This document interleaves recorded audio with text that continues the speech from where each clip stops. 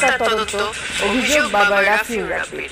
অন্তর্বর্তী সরকারের কাছে সুষ্ঠু বিচার প্রত্যাশা। মনে পড়ে যে থাকলে এই জীবনটা এখন আরেকটা পর্যায়ে যেত।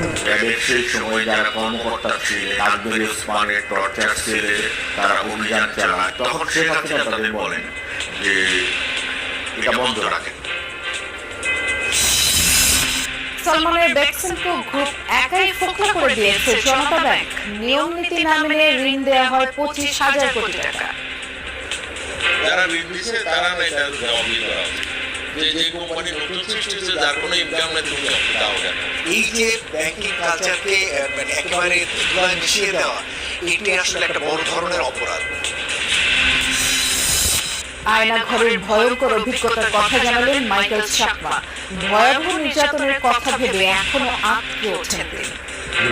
একটু ভালো ঢোকে না।